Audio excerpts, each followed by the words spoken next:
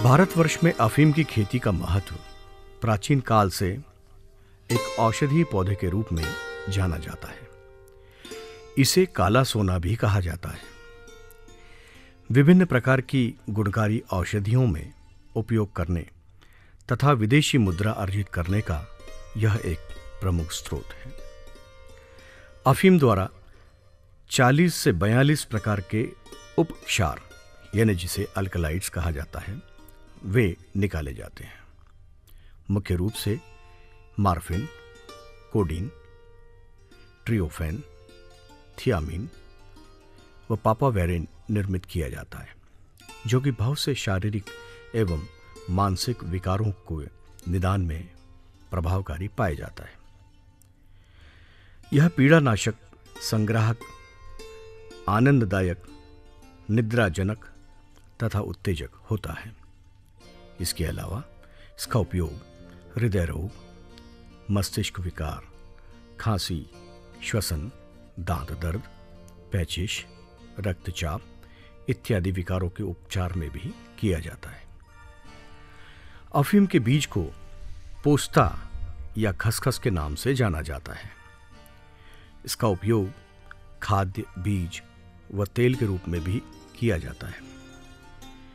बीज में विभिन्न प्रकार के पोषक तत्व प्रचुर मात्रा में पाए जाते हैं। बीज की 100 ग्राम खाद्य युक्त मात्रा में 24% प्रोटीन, 15% शर्करा,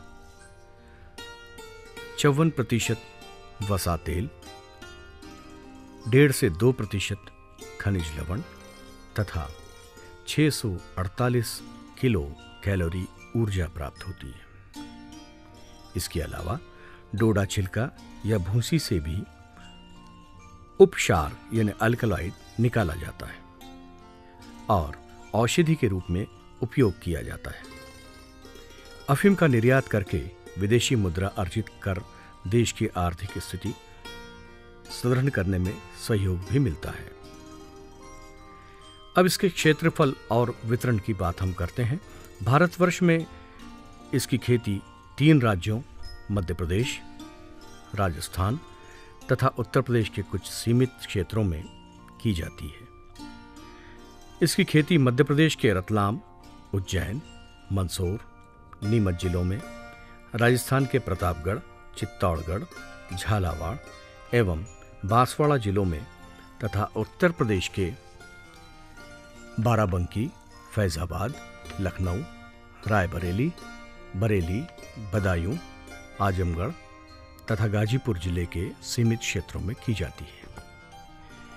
वर्तमान में अफीम की उत्पादकता की काफी कम है, जिसके चलते प्रतिवर्ष हजारों कृषकों के पट्टे यानी अफीम खेती के लिए लाइसेंस निरस्त हो जाते हैं।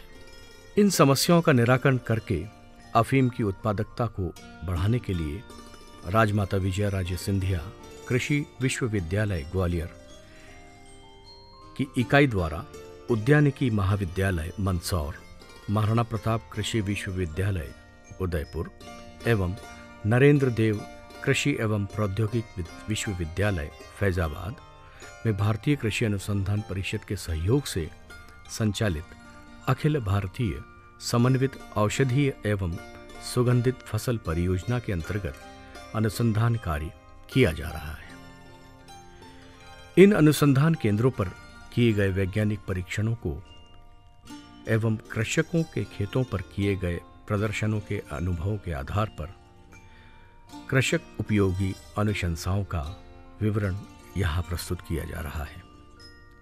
सबसे पहले भूमि का चुनाव और उसकी तैयारी। अफीम के लिए मध्यम से गहरी भूमि जिसकी जल धारण क्षमता और जीवांश की मात्रा अधिक हो वही उपयुक्त होती है।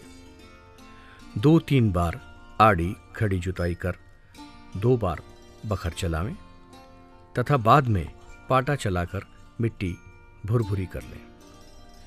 पुरानी फसल के अवशेष नष्ट कर देवें। सकरी एवं कम लंबी क्यारियां बनावें। इसी प्रकार जातियों के चुनाव के लिए अफीम की कई उन्नतियां जाती हैं, जिसमें किसानों के खेतों पर परीक्षण के बाद विपरीत परिस्थितियों में भी अधिक उत्पादन प्राप्त हुआ है। अखिल भारतीय समन्वित औषधीय एवं सुगंधित पौध परियोजना कार्यशाला द्वारा मध्य प्रदेश के लिए अनुमोदित जातियां इस प्रकार हैं: जवाहर अफीम 16, JOP 539, JOP 540। जवाहर अफीम 16 किस्म सफेद रंग के फूल बुआई के 80 से 85 दिन में आ जाते हैं। इसमें प्रति पौधा 2 से 3 डोडे आते हैं, जिनमें बुआई के लगभग 110 दिन पश्चात पहला चीरा लगता है। इस किस्म में 60 से 65 किलो प्रति हेक्टेयर लेटेक्स प्राप्त होता है, जबकि बीज की उपज लगभग 1200 किलोग्राम प्रति हेक्टेयर प्राप्त होती है। इस किस्म में मार्फिन लगभग 12% तक प्राप्त हो जाती है। जवाहर ओपियम OP 539, इस किस्म में सफेद रंग के फूल बुआई के 80 से 85 दिन में आ जाते हैं। इसमें प्रति पौधा 2 डोडे आते हैं, जिनमें बुआई के लगभग 105 दिन पश्चात पहला चीरा लगाया जाता है।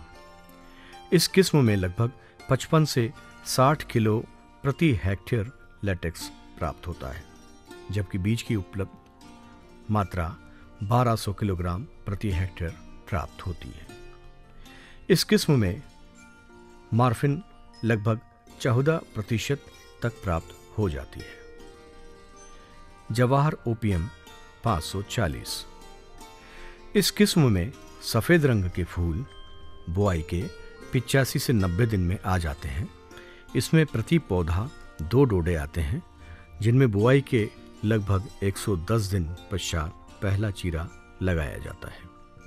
इस किस्म में लगभग 75 किलो प्रति हेक्टेयर लेटेक्स प्राप्त होता है, जबकि बीज की उपज लगभग 1500 किलोग्राम प्रति हेक्टेयर प्राप्त होती है। इस किस्म में मार्फिन लगभग 13% तक प्राप्त हो जाती है। अब बीज की मात्रा जो है अफीम की बुआई में कतार में बोने पर 5 से 6 किलो और छिड़काव कर बोने पर 7 से 8 किलोग्राम बीज प्रति हेक्टेयर की दर से बोया जाता है।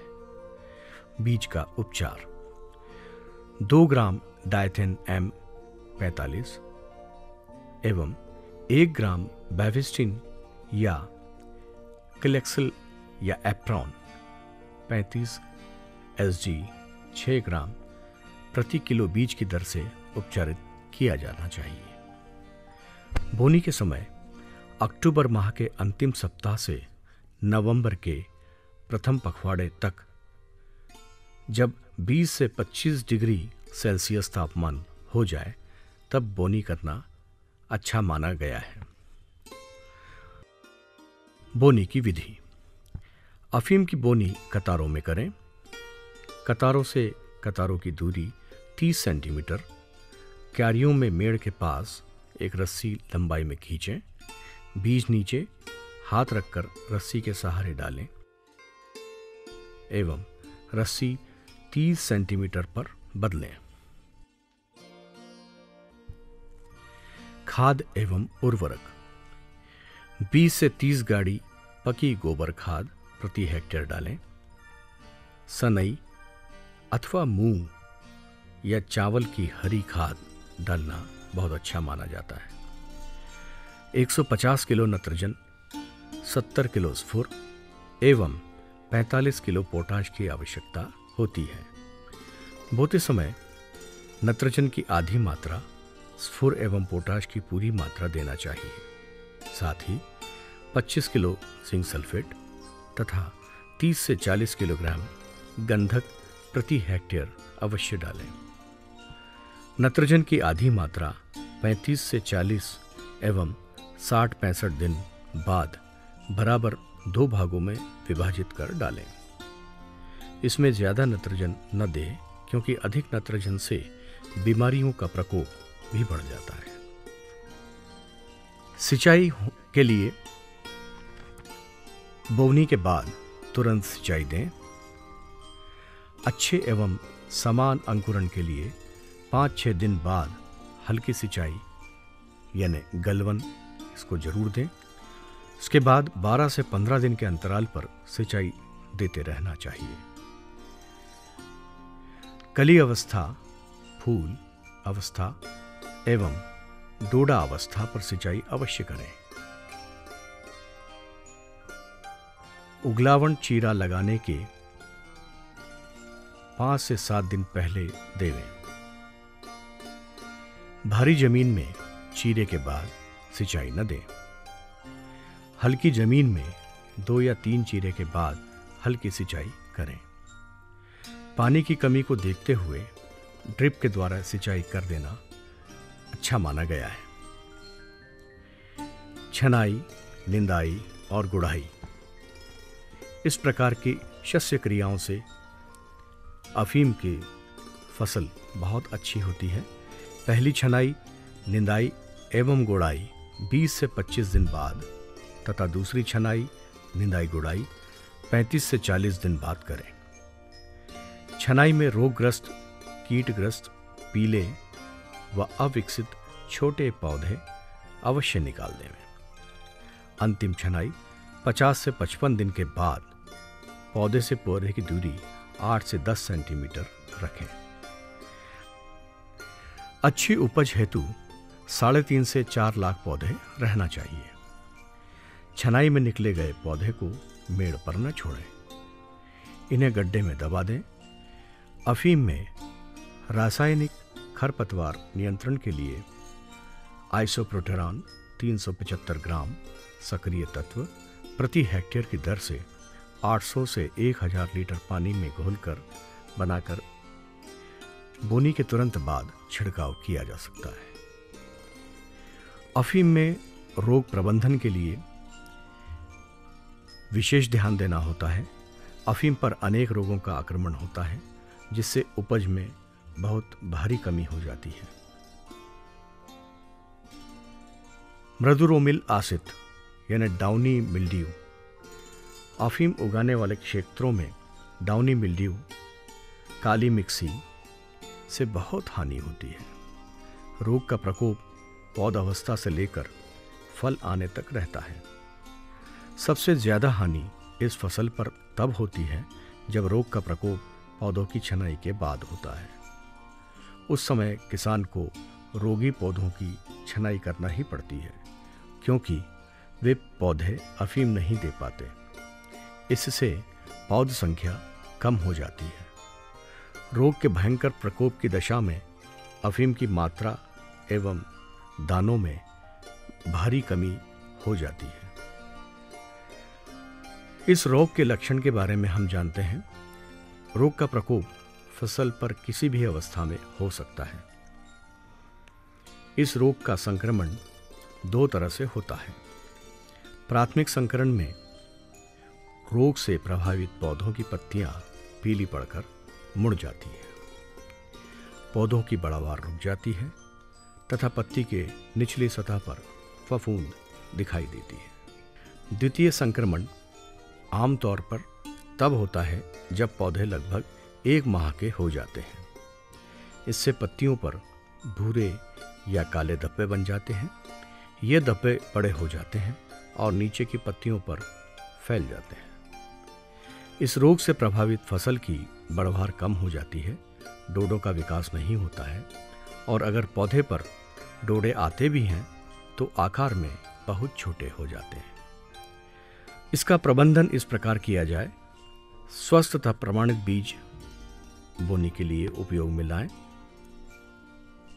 कैलेक्सिल 35 SD या एप्रॉन 35 SD नामक दवा 8 ग्राम प्रति किलो बीज दर से उपचारित करें। यदि यह दवा उपलब्ध ना हो तो कार्बेंडाजिम मैंकोजेब 3 ग्राम प्रति किलो बीज से उपचारित करें। किसी बर्तन में बीज को लेकर 15 से 20 बूंद पानी में डालकर बीज को नम कर लें। उसके बाद दवा डालकर अच्छी तरह से मिला दें। एक उपाय इसका यह है कि फसल चक्र अपनाएं, जिसमें एक ही खेत में लगातार अफीम की फसल न ली जाए। रोग के प्रारंभ होते ही रोगग्रस्त पौधे को उखाड़कर जला देना चाहिए। इससे रोग के फैलने की गति कम की जा सकती है। रोगग्रस्त पौधे खेत में या मेड़ पर न डालें। खड़ी फसल में मेटालेक्सिल 72 MZ 2 ग्राम या एलिएट 2 ग्राम या सेक्टिन 1.5 ग्राम या डायथेन M45 का 3 ग्राम प्रति मिलीलीटर 1 लीटर पानी में घोलकर 35 दिन, 55 दिन एवं 75 दिन पर छिड़काव करें। चूर्णी फफूंद यानी पाउडरी मिल्ड्यू, यह रोग अफीम उगाने वाले सभी क्षेत्रों में पाया जाता है। इस रोग के प्रबंधन के लिए और उपचार के लिए फसल लेने के बाद फसल अवशेषों एवं खरपतवारों को नष्ट कर देना चाहिए। अफीम की देर से बुआई नहीं करना चाहिए। अफीम का जड़ सड़न। जड़ सड़न के नियंत्रण के लिए 1% हेक्साकोनाजोल का जड़ों में सिंचन या ड्रेंचिंग करेंगे। साथ ही इसमें स्ट्रेप्टोसाइक्लिन भी मिला देवें।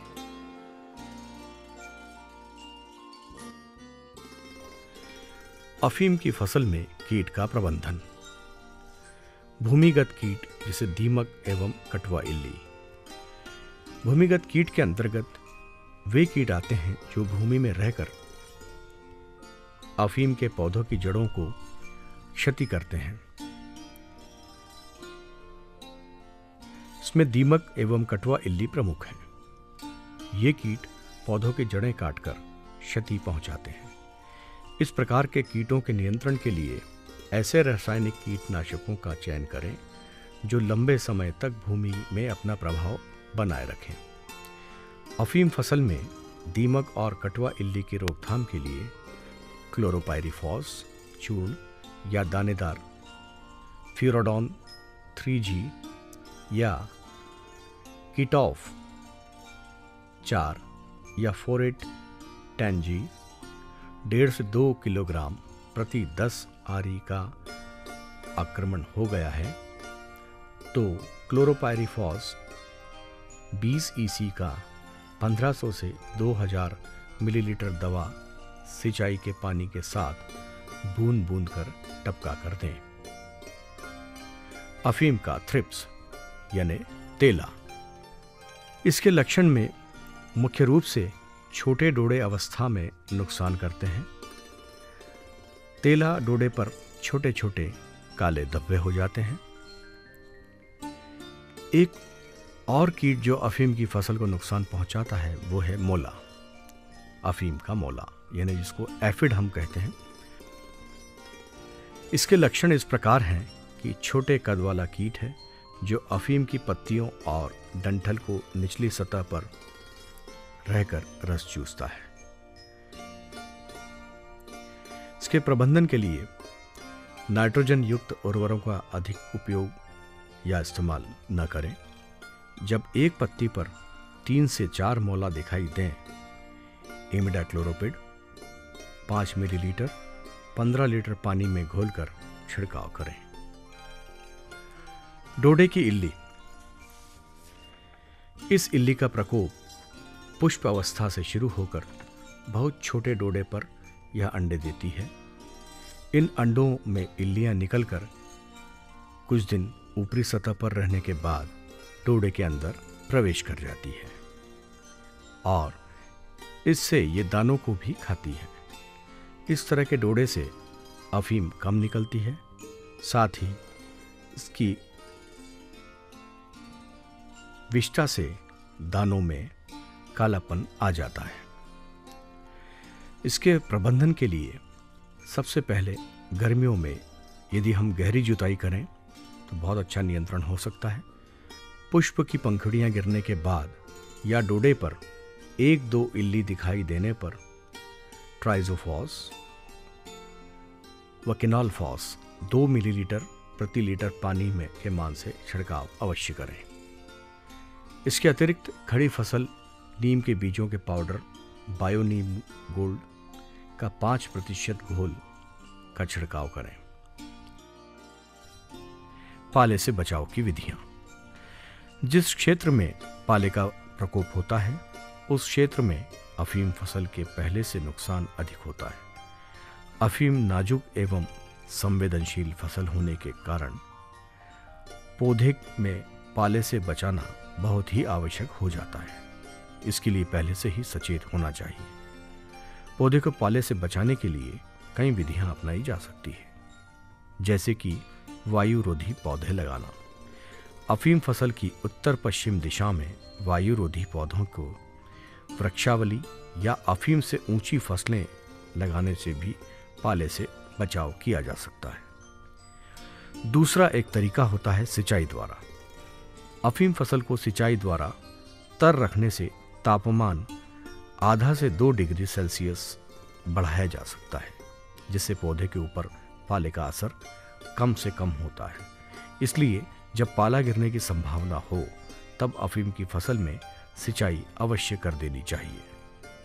पानी इतना देना चाहिए कि मिट्टी केवल गीली रहे, बहुत अधिक पानी भी नहीं देना चाहिए। कुछ लोग नियंत्रण के लिए धुआं भी करते हैं। अफीम के खेतों की मेड़ पर पत्तियां और कचरा जलाकर धुआं करें। चीरा एवं लूना। चीरे का कार्य डोडा कड़ा होने पर ही शुरू करें।